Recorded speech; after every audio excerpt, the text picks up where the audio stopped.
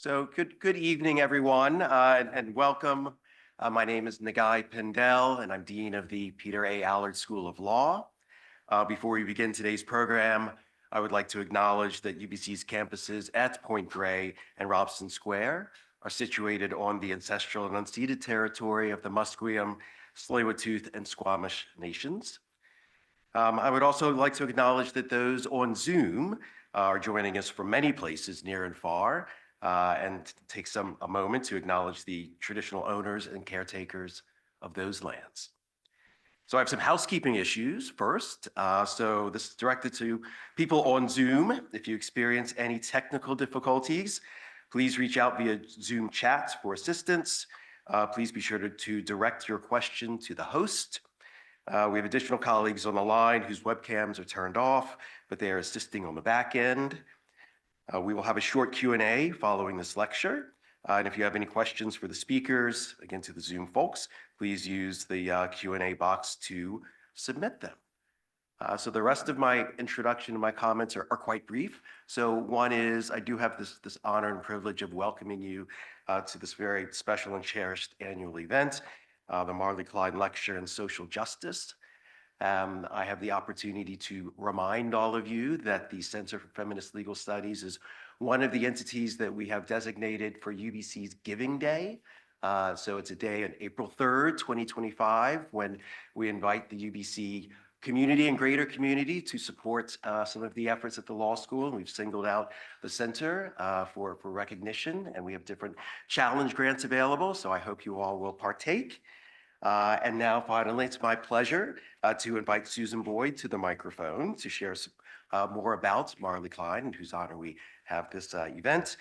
Susan is a feminist legal scholar, the inaugural chair in feminist legal studies, and founder for the Center of Feminist Legal Studies here at UBC. Susan.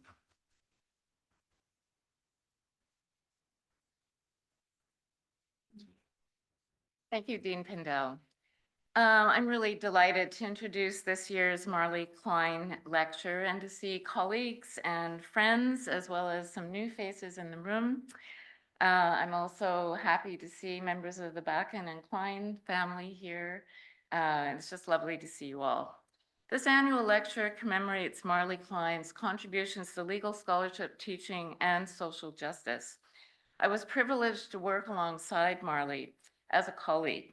She joined the law faculty in 1989, and I arrived in 1992. And knowing that she and Joel were here as colleagues was a big factor in my coming to UBC.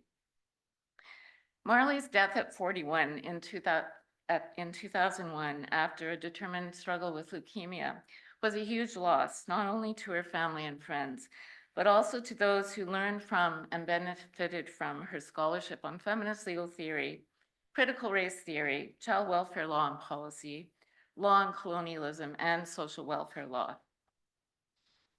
Throughout, Marlee highlighted the ways in which law heightened the oppression of various communities, notably Indigenous peoples, racialized communities, and women. She also wrote on anti-Semitism. Her work on law and ideology, especially when examining racism in law, was, I think, groundbreaking. Anyone who knew Marlee will recall that when she talked with you, she focused on you without distraction. She also was known for speaking truth to power, something that is important now more than ever. Students who were taught by Marlee will never forget her, and she mentored many of them, especially those who felt marginalized in law school, which I'm sure still happens to some degree. I'll now move on to talk about Gillian Calder, this evening's speaker. Professor Gillian Calder of the University of Victoria's Faculty of Law is extremely well suited, I think, to present this year's Marlee Kline Lecture. Gillian attended this law school between 1994 and 1997 and was a student of Marlee's.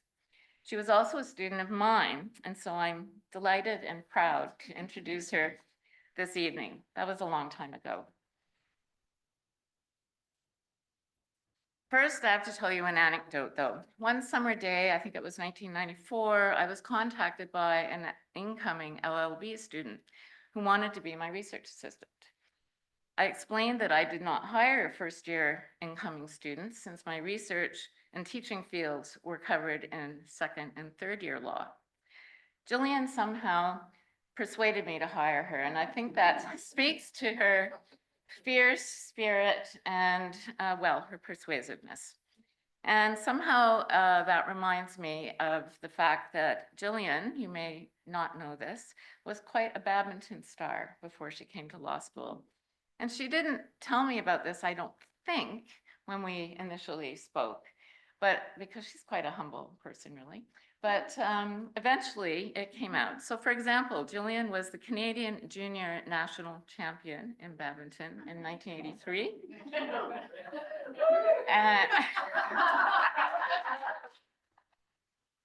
And then she represented Canada in the 1987 World Championships in Beijing.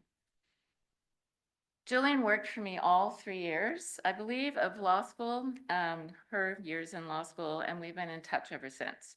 She then clerked at the BC Supreme Court and articled in practice law at Russell and Dumoulin. She took her LLM degree at Osgoode Hall Law School, working on social welfare law, so you'll already see a little overlap with Marlee's work, and she especially focused on maternity and parental leave. She started her teaching career at the University of New Brunswick Law School, and I'm missing a page. And she then went on to practice Aboriginal law at Mendel Pinder before being recruited to the University of Victoria in 2004, where she has worked ever since. Throughout her career, Gillian, like Marlee, has brought a feminist and critical eye to her work in law, including family law and constitutional law. She's been dedicated to using law to empower disadvantaged communities, including Indigenous peoples, women, and queer people. She also might be the only person to have looked at the topic of penguins and polyamory. And you can ask her about that later, perhaps. Like Marlee, Gillian has been a dedicated and award-winning teacher, and she is also, I know, a beloved colleague. She's assumed significant administrative roles, including being Associate Dean Academic, and has been a huge contributor to the Indigenous law degree for which the University of Victoria, is now well known. Relevant to this evening's lecture, Gillian has taken an innovative, interdisciplinary, and imaginative approach to law and legal pedagogy. For instance, drawing from theater and art and literature on law and emotion. Like Marlee, Gillian imagines that a better world can lie before us if we use our legal imaginations. And I look forward so much to her lecture. Thrilled to be here.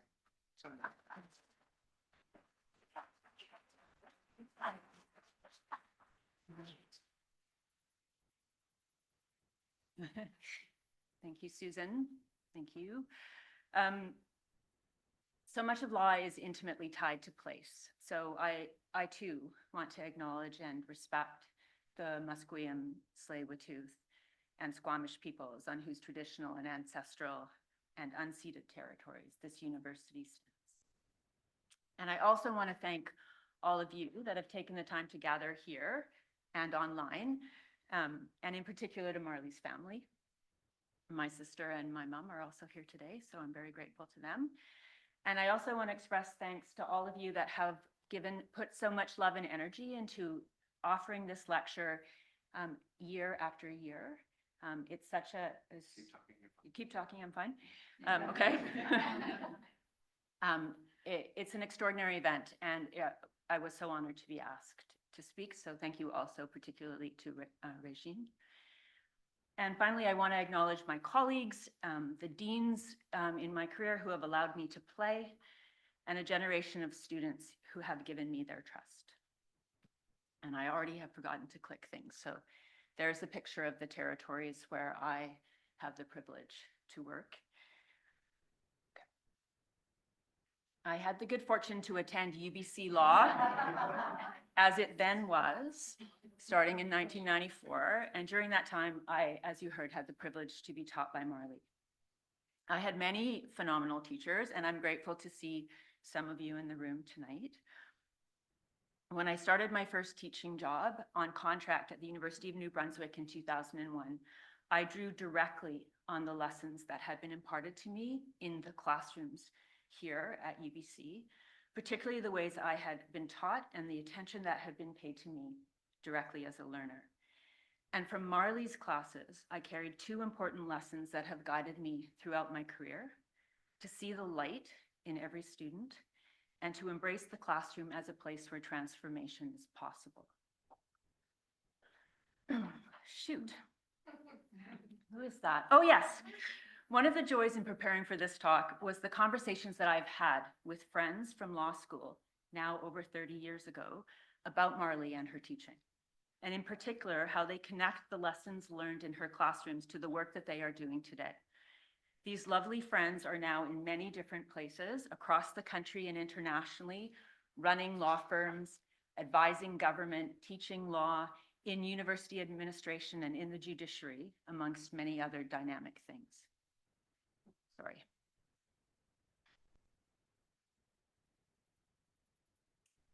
They talked about mentorship and how in particular she was an advocate for racialized and Black students throughout their law school journeys and beyond. They spoke eloquently about how she carved out spaces in law school, which was at times a very inhospitable environment for other ways of being and thinking about the law. Her social welfare law seminar was one of those spaces where students were given the freedom to see law and legal work through activist lenses. They talked about the ways that she connected classroom learning with community-based organizations, creating opportunities for hands-on learning about social justice. Many talked about first-year property and how she modeled a deep commitment to teaching Aboriginal law because it was law. They also talked about how, maybe from her background as a dancer, she was a place of calm, of balance, and of kindness. It was moving to hear a colleague articulate that she would not have achieved the success in her legal career and in her personal life if Marlee had not been a friend, a mentor, and a supporter. These shared reflections on mentorship, on the importance of critical pedagogies, on bravery and kindness, on vulnerability and connecting the classroom to community are the starting place for this talk. They ground my argument that creativity, imagination, and empathy are critical to developing the humane professionals that our world needs today. So let me now just ask you to turn to the person sitting next to you, and some of you knew this was going to happen. Or those online, you can write into the chat. What is the most joyful moment that you have ever had in a classroom? So just with the person sitting next to you for 30 seconds, where have you experienced joy in the classroom?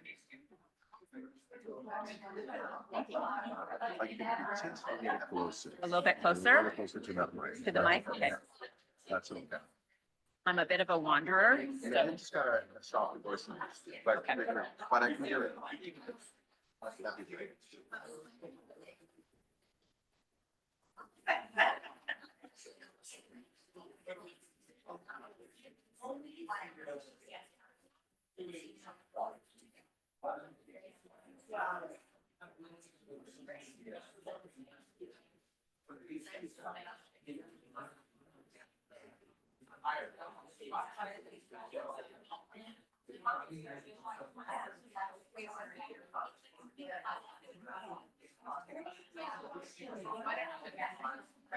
Okay, everyone, I'm gonna bring you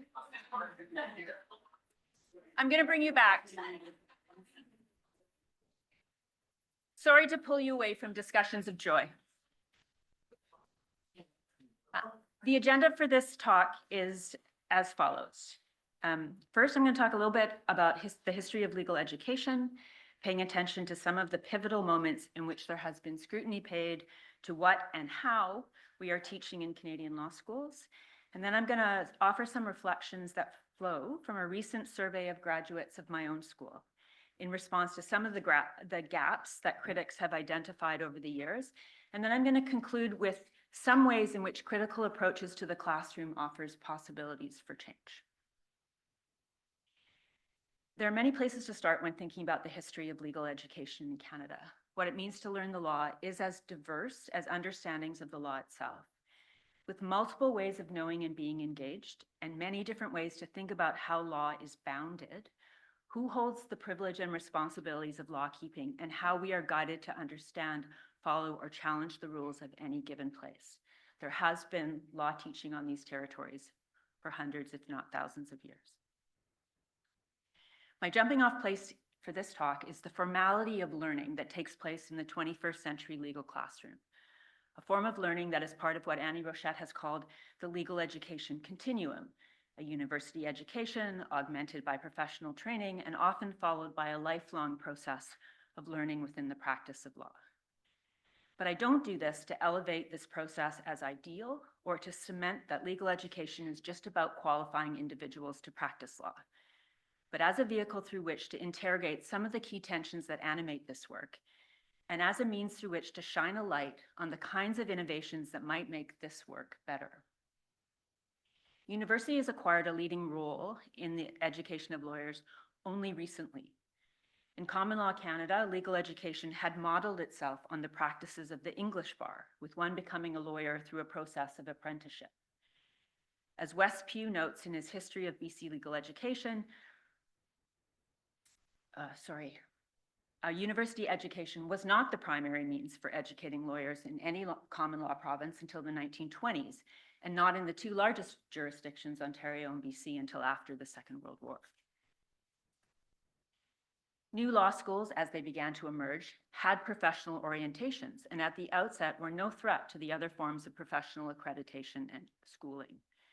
The curriculum of these new law schools was set by law societies and pared down over the years, with the main task still being professional formation. As Jamie Castles and Maureen Maloney noted, notwithstanding the continued elitism of legal education, to some the move to the universities seemed at least to promise the possibility of a kind of intellectual autonomy and scholarly rigor which might provide more fertile soil for the development of a critical understanding of law. Before the 1960s, teaching in Canadian law schools was mostly expository and didactic. In the 2 decades that followed, schools began to use Socratic, or the case method, putting in question the professional control of academic teaching. And yet, as Annie Rochette and Wes Pugh articulated in 2001, nothing fundamentally distinguishes our present academic practices from Halifax in 1900, Vancouver in 1945, Toronto in 1968, or even Oxford in 1885. It is an oft-repeated trope that if you entered a law school in the 19th century, its first-year curriculum would not look that much different than it does today. And alongside that, law teaching has become increasingly professionalized and has remained strikingly homogeneous. A touchstone moment in this history is the 1983 Law and Learning Report, or as it's most colloquially known, the Arthur's Report. This comprehensive review of legal education began with a mandate to interrogate why the Social Science and Humanities Research Council of Canada had only received a few applications from law as compared to other disciplines. It was then expanded to also review the relationship between legal research and scholarship in Canada and the then present structures and objectives of legal education. Amongst a set of broad-reaching recommendations, this report found that the curriculum of most law schools in Canada was related to the anticipated occupational demands for law school graduates, namely the practice of law based on functional rather than theoretical knowledge. The most important goals remain to train students for the practice of law with less attention to the integration of the study of society. The report concluded that the aspirations of legal educators in Canada to offer a legal education that was attentive to intellectual values, interdisciplinarity, and ground the importance of legal theory and legal research rather than narrowly vocational were not being met. In the years since the Arthur's Report, there has been a flourish in scholarship on legal education, with periods of critical engagement arising most often around moments where the profession and the academy have appeared to be at odds over what law schools can or ought to be doing. In an increasingly complex and multi-juridical world, these scholars ask questions tied to law and emotion, to nomos and narrative, to the teaching of Indigenous legal orders, to trauma-informed practice, and the challenges of technology. And while there have been important leaps forward, many of the concerns that Harry Arthur set out in 1983 still resonate in the writing of these innovative scholars today. From this work, let me take up three things that I am curious about for this talk today. First, the history of legal education in Canada is marked by a series of ebbs and flows in tension between the academy and the profession, between theory and practice. I'm curious about what it means to work within a dichotomous structure that constructs law schools and legal regulators as constantly at odds. Second, we are yet in another moment where there's pressure to move to a competency-based assessment process for admission to the bar. What to do with claims that there have only been limited attempts in Canada to identify the skills and knowledge that characterize the successful legal advocate, or to measure objectively the correlation between a given educational or training experience and subsequent practice. Good point. And finally, the Arthur's report says relatively little about teaching and even less about pedagogy in any deep sense of the term. Catherine Deverne has recently argued that legal pedagogy is still today in a crisis of stagnancy. What is required for a change in perspective in how law could be taught? What kind of pedagogies might be necessary to reframe what thinking like a lawyer means in the 21st century? Again, we're in a moment where the profession is asserting that a competence-based approach to licensure would better serve the public interest, arguing, in part, that it would improve the extent to which public and professional expectations of the competence and qualifications of lawyers are met. And I don't necessarily disagree. I just think that the questions are being posed without attention to what those key competencies might be, and that we are having this conversation by engaging with what we teach rather than how we teach it. Debates over curriculum are evergreen and perennial, but little is said about pedagogy, and I'd like to see that change.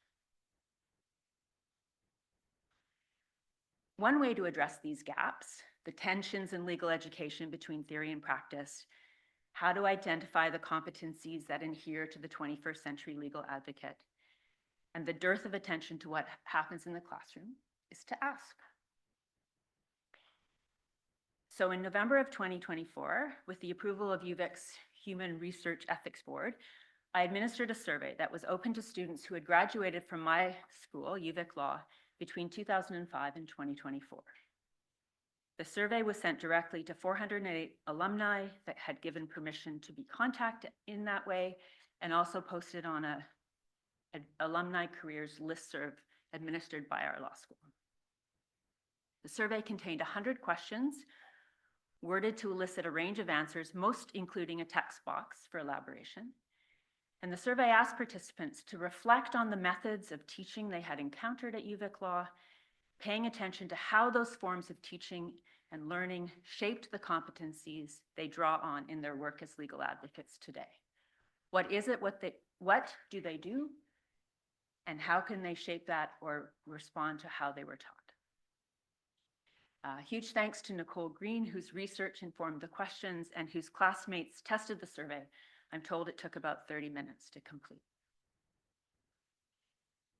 The questions were grouped into three main sections. In the first, the respondents were given a list of different teaching methods or styles and asked whether they had experienced any of those in their time at UVic Law, with the opportunity to provide comments. They were then asked questions about the courses that had employed those different methodologies, with attention to whether they were effective. In the second, they were given a list of a series of different evaluation methods and asked whether they had encountered any of those. This, again, was followed by a series of questions about the relationship between their learning and this evaluation, including the impact of different assessment styles on their course selection. And in the third, they were given a list of 26 different skills or competencies, which they were asked to each rank on a scale of 1 to 10 in terms of how they drew on those in their work. This was then followed again by a series of questions about the correlation between the learning they did at UVic Law and the skills and competencies that they identified as important in their current work. The responses are extraordinary, exciting, very generous, and honest. I'm in the midst of coding, or actually figuring out what coding means. So I don't have the full survey results to share in this presentation today, but what I will do is share some general reflections from the survey, and then I'll offer some of what we have tried at UVic Law over the past 20 years to give context to what these respondents have offered. Okay, some of this boring stuff will go quicker, and then we'll get to the good stuff.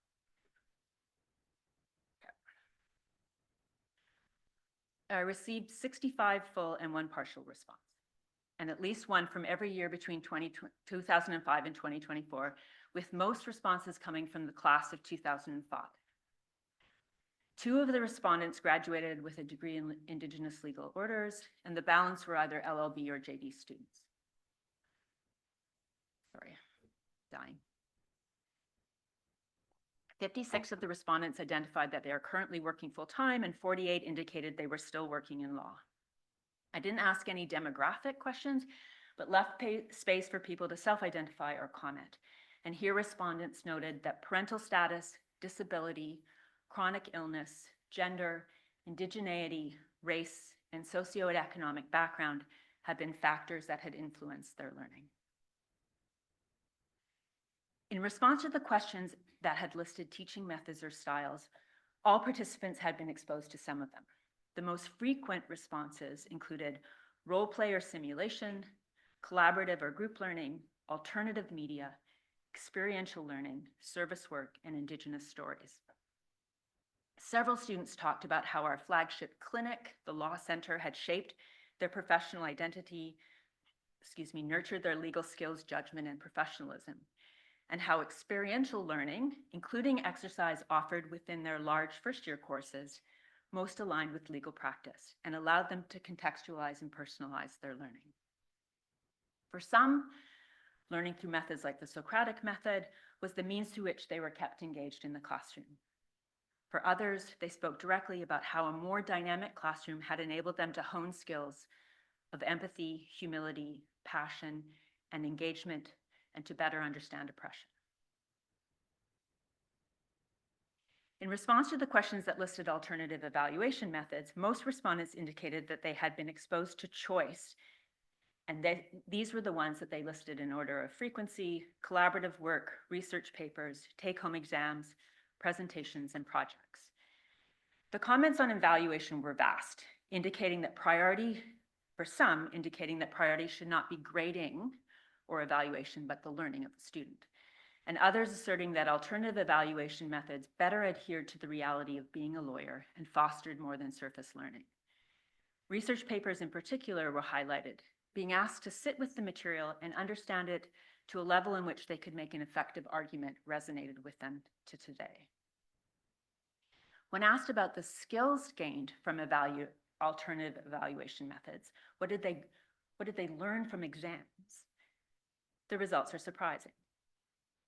They noted that these forms of assessment enhanced their oral advocacy, legal research and writing, deep engagement with the materials, as well as their creativity, problem solving, passion, diligence, and integrity.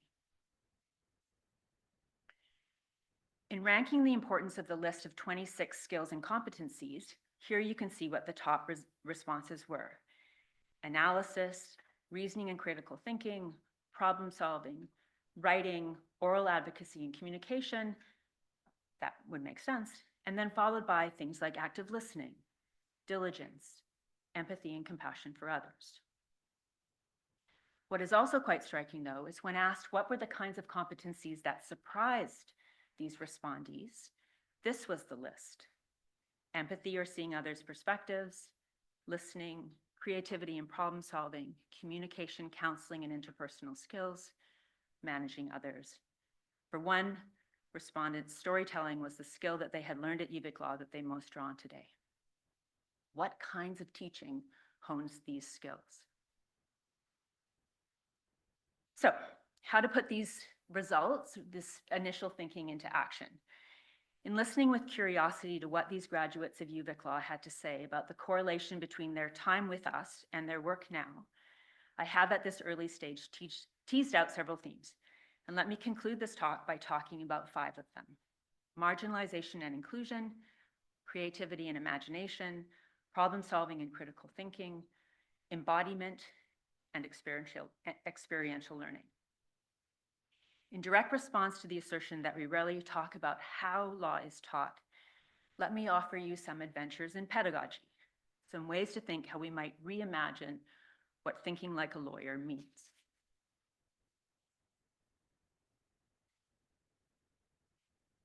Respondent 66 said this: "I lacked confidence and felt like an outsider during law school. And I don't think that, at the time, I attributed those feelings to my identity as a woman from a marginalized socioeconomic background.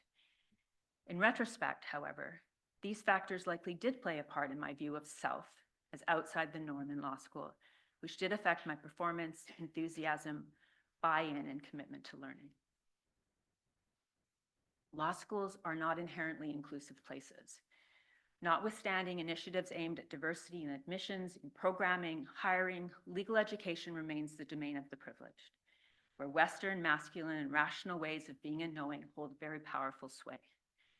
And while part of our work is to de-center law's privilege and make the hard questions of law visible, it is not an easy task. Most forms of pedagogy that are rote at North American law schools draw heavily on the tradition of the Western idea of law. But if we understand the goal of our work to be enabling students to understand law's complexity so that they can work with it across contexts, then we have to continually create opportunities for students to inflame their passions and develop concern for the outcomes of the decisions that they will be asked to make as legal advocates.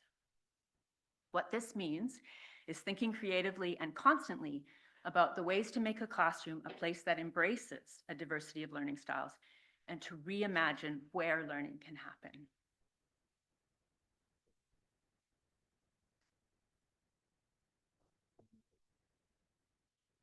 When my child Umati was in grade 3, I was invited to join their class on a walk with 3 Indigenous educators from the Sayout Nation around the local mountain in Victoria, Pecals. I watched with joy as this class of 8-year-olds were taken to the site of shell middens, told about the medicinal properties of common plants and slugs, shown trees that had been culturally modified, and invited into caves with drawings. I listened with anticipation as the educators asked the students to look across the sea and imagine canoes filled with people coming to trade for goats and wool and shellfish. When Umati's project on the walk was accidentally ruined in a hotel room flood, they were given permission to recreate it orally with me and a camera. I was taken aback by how they were able to recreate all the stories that they had been told that day with insight and self-confidence. Here is a brief view. And this is maple tree. What did the First Nations people do with maple trees? They made maple leaf sushi. So they got the maple leaf, and then Can you say- stop and tell me? Okay, and say you had like some fish you want to wrap up it. So you wrap it in the, well, first you dry it or not something like that. You dry it, then put it in the maple leaf and wrap it up and keep it for storage. Wow, awesome. Okay, so there is 11 of these clips, but there are 4 that I couldn't decide which one to show you. So I showed you the first one, but here are some of the other ones anyway. As you can see in mine. Yeah, so cute. Yeah. Hey. Okay. The learning that I witnessed was deep, and I found myself wondering why, with this mountain of stories of the ways that Indigenous people had lived on the land since time immemorial, right behind the university, we don't take our law students there. And so now we do. Up until the disruption of the pandemic, 1Ls start law school with a walk on Pecals in classes of 20 or so, with their professors, meeting people from our communities positioned on the walk who talked to them about the very things that Umati's class had learned, about the place, its histories, the trees and birds and animals, about ways that colonial and Indigenous laws come into conversation. And they learn on the first day of law school that law lives in the air around them, beyond the books and texts that they will come to study. Diverse ways of knowing and being need to animate all dimensions of the law school classroom. Respondent 48 said this: "Alternative media has been incredibly valuable in various stages of my career, from empathetic, accessible, humane client relationships to government relations to systemic advocacy. It really helped me not see the law and how it impacts people through the narrow artificial lens that traditional approaches offer. The respondents talk in some frequency about the role that art played in their legal educations. In her article, Law and Humanities, A Field Without a Canon, Sarah Ramshaw connects arts-based practices to the processes of law, a methodology that is ever in flux and alive to possibility. The power of alternatives like storytelling, scrapbooking, image theater, dance, games, beading, sculptures, broadens the scope of what constitutes legitimate systems and forms of knowledge. Alongside many of my colleagues, I've had the opportunity to witness how an arts-based practice is a valuable component of a pedagogical toolkit.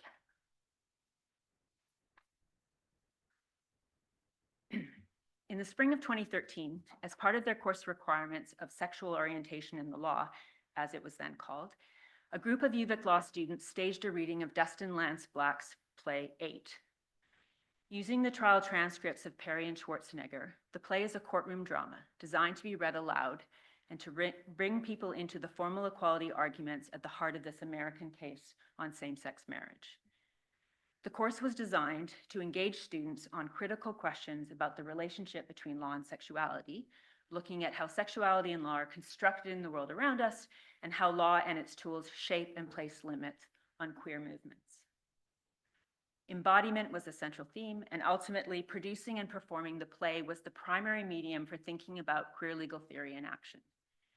The students were given primary responsibility for all the elements of production, from casting through publicity to facilitating the talkback, as well as bringing to life each of the characters in Black's play. As their instructor, I took responsibility for ensuring that they had the best chance at success. I liaised for over a year with the New York producers, staged a closed reading of the play with an earlier group of students, and I brought in a theater professional to help the students with the acting components of their task. I also laid the groundwork through some previous experience and scholarship on the theoretical elements of using a play reading to teach law. Through the course readings and the various exercises we undertook together throughout the semester, the students built the skills so that by the night of the play, they were prepared to bring queer legal theory in action to UVic law. Asking students to step into the frame enables them to enhance their ethical imaginations and to develop critical skills of empathy, creativity, and anti-oppression that are rarely fostered at law school and yet are so important in the practice of law. But also thinking through the performance and experience as a jurisprudential text, how it uses the tool of affect and emotion to be both meaning-making and persuasive, and how it was a transformational moment of learning had ripple effects for me as a teacher. One of my absolutely favorite moments at UVic Law was a week in March a few years ago when we transformed our moot courtroom into an art gallery, and with permission displayed many of the projects that had been handed in over the years in constitutional law, criminal law, contract law, family law, business associations, and tax, as well as others, to show the breadth and depth of imagination that had been part of legal learning in our midst. The care and work that students bring to their exams was on full display. This project, for example, was a board game that had been submitted in family law and was worth 40% of this student's final mark. The question the students were asked to respond to was, how does law regulate your understanding of the family? This student wanted to write about obstacles that exist to gay men adopting in Canada, notwithstanding there are no formal legal barriers to same-sex partners or single gay folk adopting. So he created this game, Quest for Gay Fatherhood, which demonstrates that even though law is formally inclusive, many barriers remain. The game is designed to be played cooperatively, and the object is for the players to adopt their child by reaching the end of the course before the window of opportunity closes. But in order to get there, you have to cross identity barriers, financial barriers, and remedy obstacles found on these adoption chance cards. The project makes visible through playing that homophobia persists in many of our practices around how we create families in Canada. The student could not have written a paper making the same argument that would have been as impactful. It is one of the best essay answers I have ever received.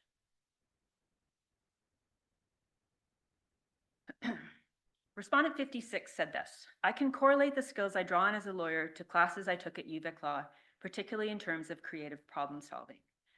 What does this client need in their unique circumstances? What is the best use of our current resources in terms of systemic access to justice or social justice reform?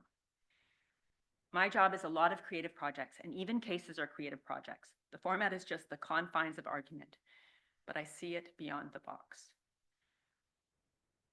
Training people to think like a lawyer is complex. It can range from more bounded notions of reasoning by analogy, cultivating relevant distinctions on the one hand, to a more capacious embrace of diverse influence of legal thought that can encompass policy analysis, critical perspectives, the perspective act of planning, and complex problem solving on the other. But it is always important to remember that a client's situation and needs do not come neatly categorized in compartments of contract, tort, common law, statutory law, and so on. Real life problems require imagination, creativity, and intellectual flexibility. In the summer of 2014, I went for a run. I can see my sister's face going, yeah, sure, you went for a run. I went for a run in 2014. Pondering some concerns I had from teaching constitutional law the year prior. Wonderful students gave amazing answers on the final exam that showed they had engaged well with the materials, and still the vast majority were safe, surface learning, not answers that delved deeply into the thickets of what access to justice through the Constitution means. And this was a conversation that I've had with myself before. By the end of the run, I knew that the one thing that needed to change was me. And I decided to reorganize my course to center problem-based learning. After consultation with colleagues in the academy and the bar, alongside a paradigm-shifting decision from the Supreme Court of Canada called Bedford, and new law from the federal government, the problem the course sought to address was, quote unquote, the problem of prostitution. Yes, and I should note that is the last time I went for a run.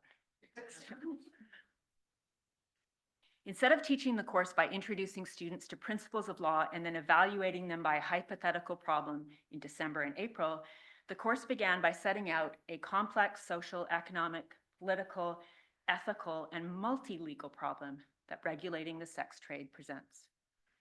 The course was presented to these first-year students as a means through which to assess how to effectively address complex social issues using constitutional law and policy while developing their skills. I began the course by bringing in lawyers, legal advocates, and former sex workers to talk about the advocacy that had laid behind the Supreme Court of Canada case in Bedford. Then I tested my students for their learning styles, and I told them in September what the final exam would be in April, that they would be trained throughout the year to write a factum that would either challenge, defend, or intervene in a hypothetical review of the government's regressive response to Bedford. And then throughout the year, while teaching them principles of division of powers, the Charter, and Indigenous legal orders, I kept the ways that the Constitution was engaged in the problem of prostitution centered. Through problem-based learning, the course addressed some ongoing concerns with introductory law teaching. The first was how not to compartmentalize legal learning by using a thick, messy, and boundary-challenging problem like the sex trade. The integrated questions of jurisdiction, colonialism, and rights remain present throughout all components of the course. The second was how to develop skills in first-year students that are integral to the ethical professional. How could I tell them that or teach them the competencies of creativity, imagination, empathy, collaboration, and critical learning were important. So here it entailed challenging the pedagogy used in every class, creating a flipped classroom through podcasts, more guest speakers, visual and literary arts, movement-based exercises, poetry workshop, mural making, and more, to ensure that they honed their legal competencies and were able to show at the end of the year what they knew. It also meant integrating evaluation methods into the learning of the course with feedback rather than solely as a means of determining a grade. In December, I gave them a relatively open-ended exam, asking them in essence what they had learned about division of powers by thinking about it through the problem of prostitution. And with the offer, they should answer the question using the medium that most made sense. And I was stunned when more than half of the class handed in art. And at the end of the course, the students wrote factums that considered the legal issues with integrity while still dealing with the humanity of the problem. They were rich and critical and so different from all the years where I had worried about answers that sat on the surface. It is unlike any class that I have ever had before or since. Respondent 48 said this: I once did a theater of the oppressed intervention role play where someone was being harassed on a bus. That experience stayed with me and I think enabled me to work with clients experiencing oppression in a totally different way than I would have otherwise. It helped me see the power lawyers have, how quickly paternalism can pop up, how to better empower clients to make the best decisions for themselves, etc. Ultimately, a thick and diverse approach to legal education should enable students to learn to live at ease with multiple truths, irresolvable conflicts, abundant ambiguities, and irony. And at the same time, it needs to include at its heart the means through which to revisit and reconsider prior commitments in light of other commitments, change circumstances, or new information. We have come a long way from what Paulo Freire described as the banking concept of education, where teachers viewed students as passive recipients of knowledge rather than creative inquisitors with a thirst for change. In embracing the assertion that the whole body thinks, not just the brain, I have developed a class where I use a form of political theater known as forum theater to teach family law students about intimate partner violence. The class is structured around a short play, which is acted out in front of the students and which contains a moment of violence, with no obvious solution in the text. The actors in the play are volunteers from the class. I assume the role of facilitator, and the rest of the class is the audience. After a warm-up and a brief introduction, the scene in its entirety is acted out. After a short discussion, the actors start the play again, and as the facilitator, I encourage the audience to stop the play at the moment in which they would like to change what happens by entering the play, adding a character, or replacing a character, or just trying something different. The audience is told that they can do whatever they want, short of actual physical violence. But the goal of their actions, drawing on their legal knowledge, is to work to prevent what they see is the harm in the play from happening. I then work with each intervention as it happens, letting it play out, stopping it when need be, and debriefing what we learn from what is tried with the audience. And then the play continues. This is where I meant to put into the slides a photograph of my cat, because I'm sure that some of you are thinking, never in a million years would I use theater to teach about intimate partner violence. So you would be looking now at a picture of a cat and thinking that cat is really cute. Anyway, many amazing interventions have been tried by students in that class over the years, most of which do not stop the inevitable violence from happening, but from which the class learns some powerful insights into what it means to be legal actors with families when there is a lived experience of violence. This includes what they might need to unlearn in order to do this work, as well as how it feels to sit with the discomfort of not knowing what to do or how to intervene when violence is happening within the privacy of the family home. Doing an exercise like this does require some preemptive and active steps. It is risky, but very powerful work.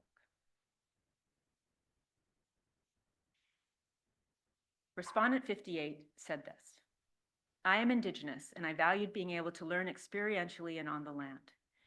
The JD Field School was the most memorable course for me. In that course, I was able to connect with clients, to collaborate on projects and provide legal advice. I built lasting relationships and connections that I still rely on today. I connected my learning to real people and places. I feel that experiential and immersive learning are the most valuable in my area of practice. Having the ability to weave knowledge into real-life scenarios and connect it to people and places is invaluable. One of the most important innovations in Canadian legal education in recent years, as you heard Susan say, has been the introduction of a degree in Indigenous legal orders at UVic Law, the JD-JID. Students graduate from this 4-year degree with 2 professional credentials, the full content of UVic's common law degree, combined with the skills and competencies needed to work productively with Indigenous legal orders. Core courses are taught intersocietally through an intensive, multi-illuminated comparison with attention to Coast Salish laws and language. The faculty and staff in this program include some of Canada's most innovative educators in Indigenous laws. Core to the degree is that land is one of the classrooms, with students spending a full term in both their 3rd and their 4th year in community-led field schools. In a forthcoming publication, my colleagues Sarah Morales and Brian Tom reflect on offering this kind of place-based learning through in-person, face-to-face fieldwork at a Cowichan cultural site. After 2 weeks of intensive classes at the university, the students in groups of 10 attend facilitated sessions with Cowichan elders and knowledge holders, including the opportunities to sit and talk about the teachings and practices that are sacred to the site. The learning includes walks through a remnant Indigenous forest garden, spear crafting, hikes to nearby mountains, and attendance to sites that are emblematic of colonial moments of history. Students practice the endangered Halkaminam language with an elder who has dedicated her life to inspiring children. They are not tourists to this learning, but slow, deliberate participants in conversations and teachings, histories, values, and social context of the place. In the weeks that they are not in place-based learning, they do work on small projects for local First Nations communities, and they are brought into what it means to be a good person from a Coast Salish standpoint. The work is at times challenging, messy, unfinished, and complicated entanglement with pluralism and colonialism, but always it centers humility and care. It is a form of experiential learning that is integral to legal education in a multi-juridical Canada.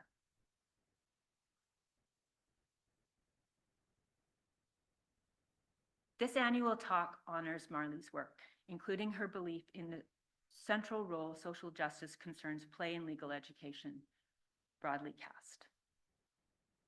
For those of us who are deeply invested in the work of training our students to be both humane professionals and good human beings, this is a moment to lean in. It is an act of social justice to ensure that our classrooms are inclusive and that the students who pass through our doors and out into the world are careful problem solvers with imagination who think deeply and with humility about the questions of our time. And those students will be ready, it is our hope, for the differing way that law matters in 21st century Canada. Thank you, and thank you, Marlee.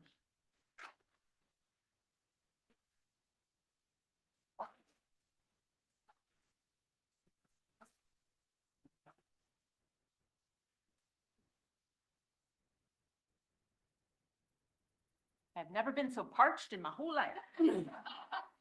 Thank you so